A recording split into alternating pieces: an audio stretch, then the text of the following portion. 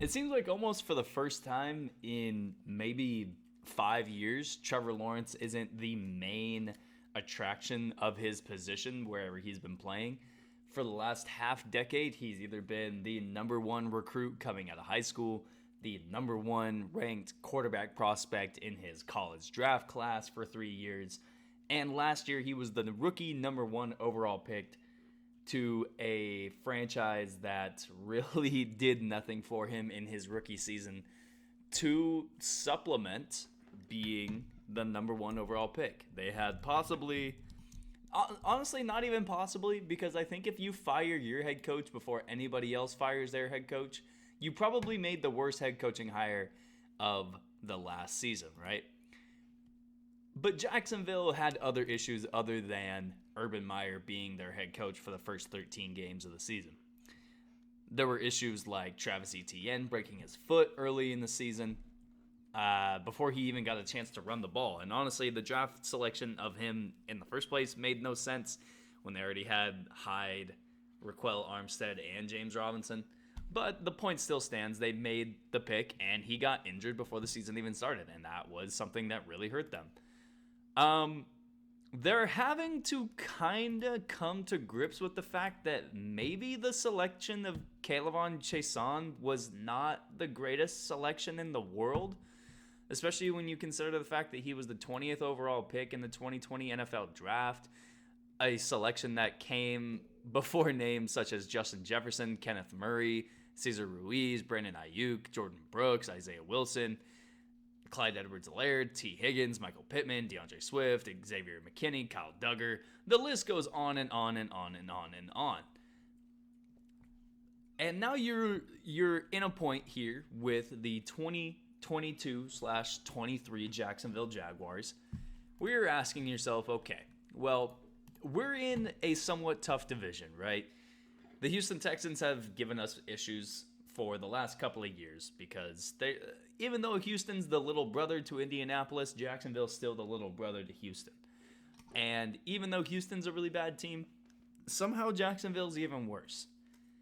And Jacksonville, to start their season off, it's not like they have an easy schedule. In their first 10 games of the season, they face at least 6 or 7 teams who not only have hopes of making the playoffs, but have hopes of trying to win a Super Bowl.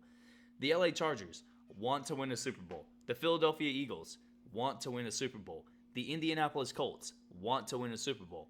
The Broncos, the Raiders, the Chiefs all want to win a Super Bowl. And it doesn't get much easier after the bye week in week 11. They play Baltimore, they go to Detroit, they have their 2 games against Tennessee. They play Dallas. 4 days later, they go to New York. It's not an easy schedule for Jacksonville. And when you look at the roster for Jacksonville as well, even though you have some guys who you would expect to be, some really talented names in the NFL. You obviously have Trevor Lawrence. You obviously, on the offensive side of the ball, they don't have Laviska Shenault anymore. They just traded him away. They still have James Robinson. They still have a Travis Etienne, who they still have to see actually the first year of his career this year and see how he plays out within this offense. You still have an offensive line who, even though it has degraded a little bit, they have added Brandon Scherf within the last couple of years. They have Cam Robinson, Javon Taylor, Tyler Shatley.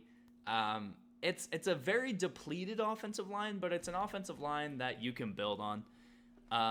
The wide receivers, even though I think Marvin Jones, it's really weird to see what happened after he signed his contract in Jacksonville.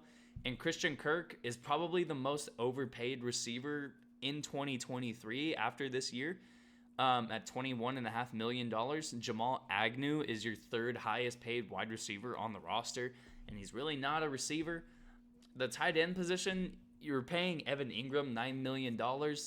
It's a prove-it year, but we've seen Evan Ingram in his career so far. He hasn't really proved anything in 4 years.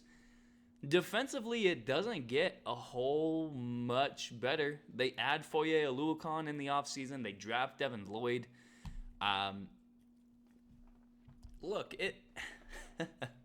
It's a team where you look at it and you're like, there's no way this team competes, right? And that's what scares me is the teams every year where you look at them before the season starts and you're like, there's no way this team competes. There's no way this team makes any sort of movement within their own division, let alone within the conference.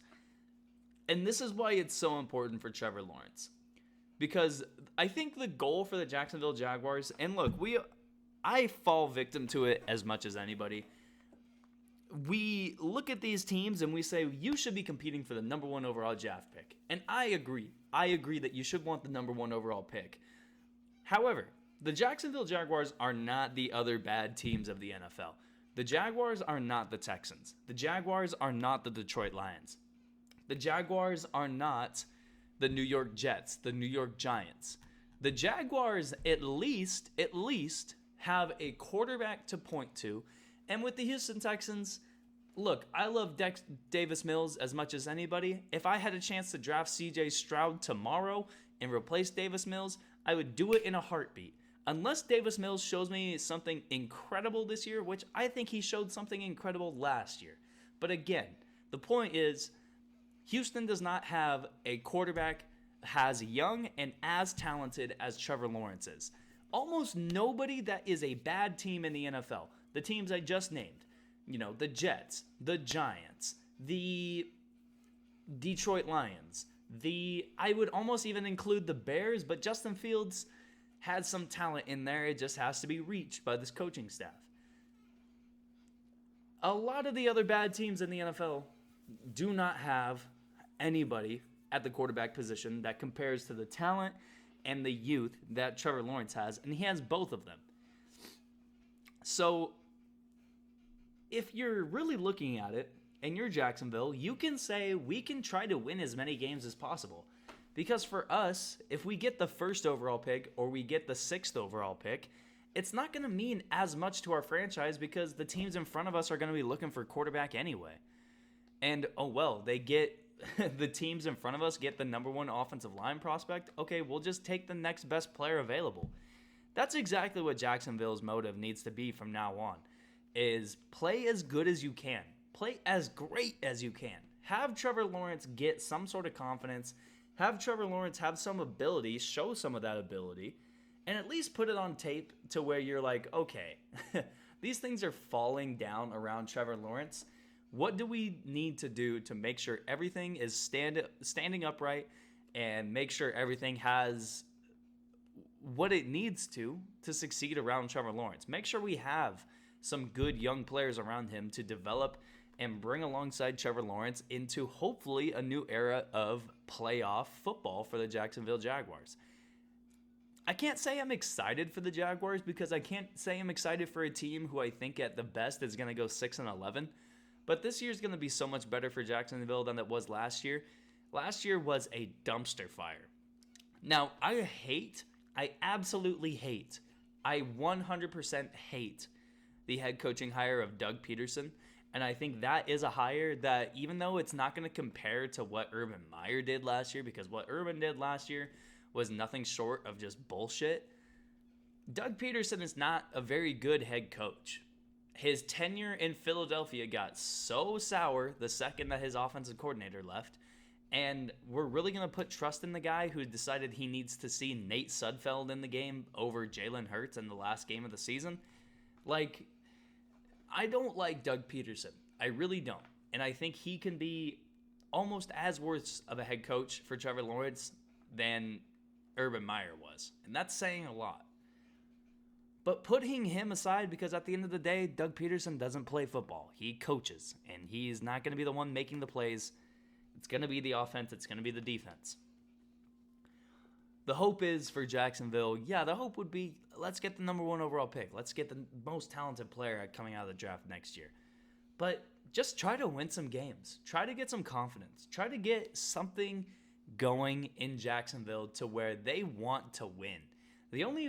Honestly, I think for some of these teams that are really bad, the only thing that can spur some sort of want to win for these losing teams is just winning a few games in a season.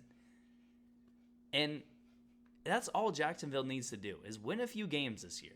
Don't go crazy and be trying to say things like, oh, we're looking for the playoffs. Oh, we're looking to have Trevor Lawrence throw 40 touchdowns. Like, no. It needs to be, let's win a few games. Let's get another good draft pick, and let's play this thing for 2023. That's the best possible move for Jacksonville. Again, I can't say I'm excited for the team, but I am happy that they are in a better spot than they were at this time last year.